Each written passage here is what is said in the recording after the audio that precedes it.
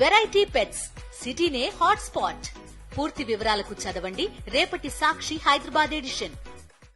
Border Gavaskar ట్రోఫీలో భాగంగా ఆస్ట్రేలియాతో జరుగుతున్న తొలి టెస్ట్ మొదటి రోజు భారత్ పైచేయి సాధించింది.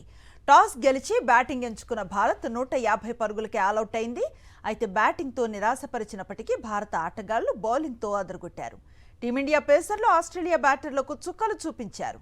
తొలి రోజు ఆట ముగిసే సమయానికి ఆస్ట్రేలియా 7 వికెట్ల నష్టానికి 67 పరుగులు చేసింది.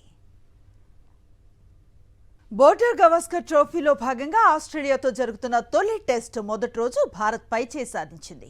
టాస్ గెలిచి బ్యాటింగ్ ఎంచుకున్న భారత్ 150 పరుగులకే ఆలౌట్ అయింది.